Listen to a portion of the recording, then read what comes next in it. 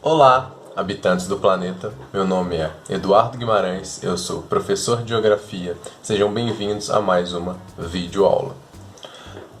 Eu os cumprimento e os convido a seguir comigo nos próximos minutos para descobrir a maravilha que a geografia tem e a importância que tem na sua vida cotidiana, beleza? Eu quero começar com uma pergunta e a gente vai responder no final da aula. Existe montanha no Brasil?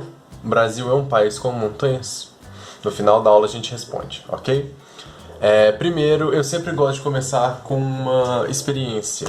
Então eu quero que vocês olhem para fora da sua janela, a minha tá logo aqui, e escrevam o que vocês veem. Provavelmente você vai dizer coisas feitas pelo ser humano, como por exemplo, ruas, asfaltadas, né, comércio, prédios, casas. Mas eu quero que você preste bem atenção no tipo de relevo, ou seja, se é mais íngreme, se é mais plano, como que tá, se tem um córrego, porque isso é muito importante na definição no que a gente vai estudar hoje. O tema da aula de hoje é sobre unidades de relevo. E basicamente são três unidades: planalto, planície e depressão. Essas três unidades de relevo é uma proposta de identificação, ou seja, não é a única que existe, mas a gente vai usar para ficar mais claras as coisas, servir de base também para os outros estudos, ok? Antes de entender as três unidades de relevo, a gente precisa entender o que são processos endógenos e processos exógenos. Os processos endógenos de formação do relevo terrestre são os processos internos, basicamente tectonismo e vulcanismo, ok? Vulcanismo é a ação dos vulcões e tectonismo é o movimento das placas tectônicas, ok? Os agentes exógenos, ou seja, são os externos, então tem a ver com erosão e intemperismo. Então a ação dos mares, a ação das águas fluviais, ou seja, a ação das águas dos rios, a ação das águas pluviais, a ação das chuvas, né?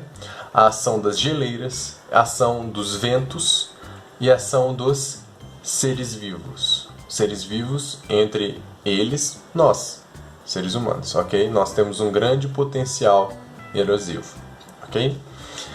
Então, vamos falar então um pouco sobre erosão e intemperismo. Eu quero que você imagine um giz. Eu não sei se sua escola tem giz, se você já viu um giz na sua escola. Mas imagina o professor escrevendo um giz, ou você mesmo, e o que acontece? Você vai desgastando o giz à medida que você vai escrevendo, não é? Então vai soltando aquele pozinho e você até tem alergia e tal. Quem tem alergia é muito difícil ver aquele pozinho. Mas o que acontece? Então vamos imaginar que aquele giz ele está se desgastando. O mesmo acontece com as formas, as estruturas rochosas do planeta Terra.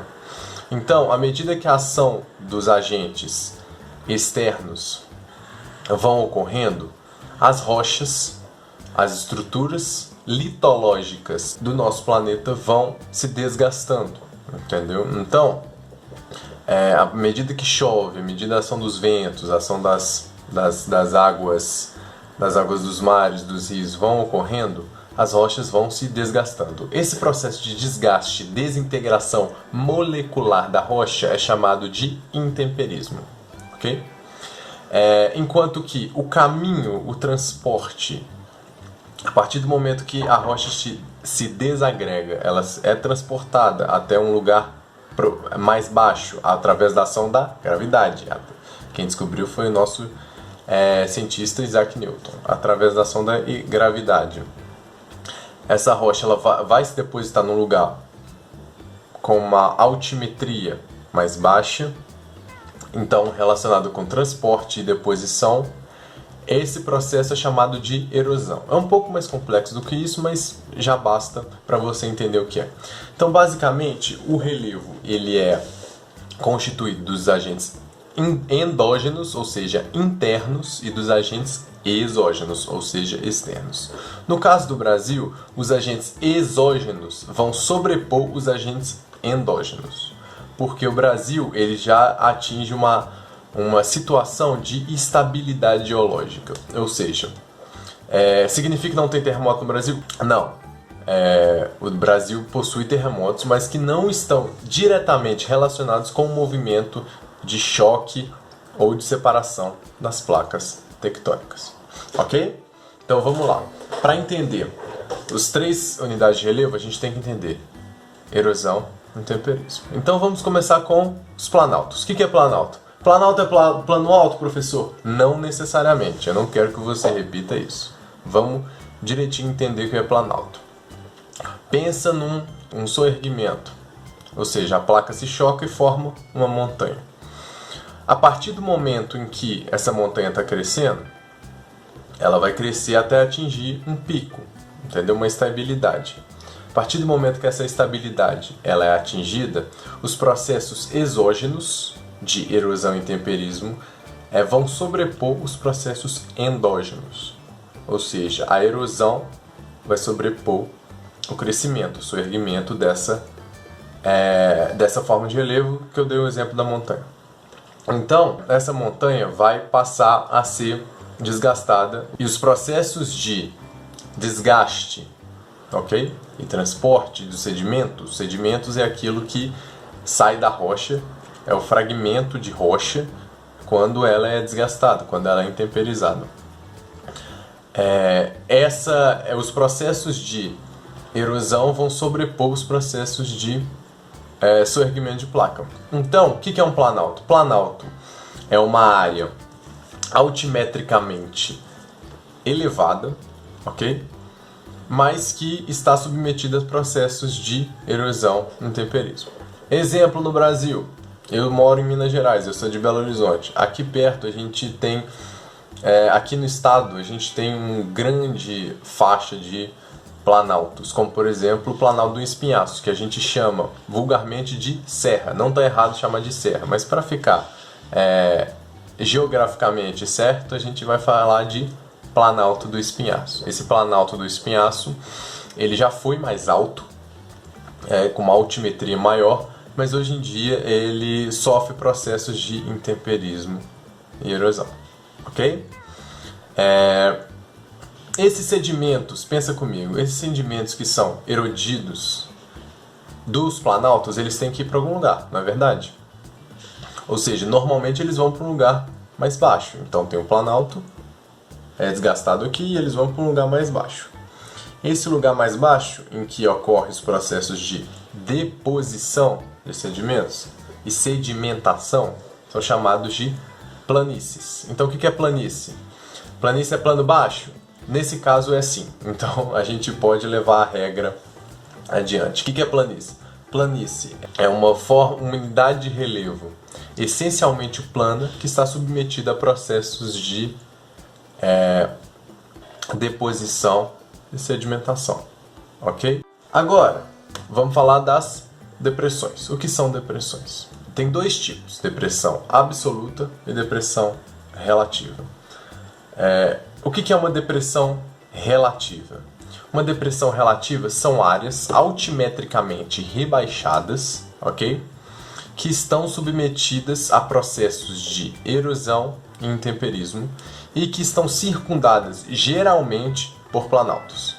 Então, por exemplo, Belo Horizonte, minha cidade, é uma depressão, porque ela é uma área altimetricamente rebaixada, mas que está acima do nível do mar, inclusive. A gente está, se não me engano, 800 e alguma coisa metros acima do nível do mar, mas que está circundada por planaltos.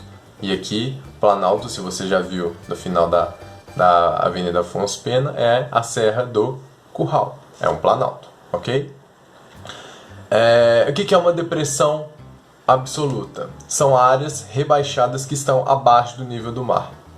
Ok? Um exemplo famoso são os Países Baixos, que alguns locais, algumas cidades estão abaixo do nível do mar. Ok? E tem outra forma de relevo que tem a ver com que tem muito aqui no Brasil, que é chamado de chapada. O que é uma chapada? Chapada é basicamente um planalto que tem um topo plano, ou seja, é uma área altimetricamente elevada, submetida a processo de erosão e intemperismo, que possui o seu topo plano.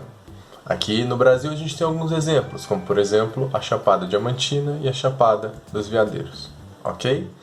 Então basicamente essa proposta de identificação do relevo brasileiro, ela é constituída dessas três unidades. Você vai ver ou planalto, ou planície, ou depressão, ok? É importante lembrar, a estrutura litológica e geológica do Brasil, ela é antiga, mas as formas do relevo, elas são recentes. Ou seja, as formas estão sendo moldadas até hoje. Só que a estrutura que formou anteriormente essas formas do relevo, ela é antiga, ela é datada do Paleozoico até do Cambriano. Aqui está eu vou deixar aqui a linha do tempo, enquanto que as formas do relevo recente, as formas do relevo brasileiro, a gente encontra até do Cretáceo, do Terciário, passando por Terciário, ok? Então vamos responder a pergunta no início: existe ou não montanha no Brasil? Bom, isso é um assunto polêmico, vai depender de cada pensador, de cada pesquisador, de cada geólogo ou geógrafo. Mas o que eu tenho para te falar é o seguinte: normalmente se atribui ao nome montanha a formas do relevo recentes, relacionadas com o soerguimento das placas tectônicas ou o choque das placas tectônicas. Então, vou dar um exemplo: o Himalaia ou os Andes são montanhas, formas do relevo recentes, ok? E que ainda não sofrem a sobreposição dos processos exógenos do exógenos, ou seja, cresce mais do que diminui. Por isso são chamados de montanhas. No Brasil, a gente já teve montanha. Os planaltos que a gente vê, por exemplo, a Serra do Espinhaço, que eu falei, Planalto do Espinhaço, ela já foi uma montanha. Mas hoje em dia, esses processos endógenos de choque das placas tectônicas, o tectonismo, não existem mais. O Brasil já atingiu aí uma estabilidade geológica, ok? Então espero que vocês tenham gostado da aula, tá bom? E para entender melhor a dinâmica terrestre, como ela nos impacta diariamente. Por quê? Toda hora que você vê o relevo e você baseia sua vida no relevo para poder subir o morro, descer o morro, fazer as compras, né, ir para a escola. Então eu agradeço todo mundo e um grande beijo.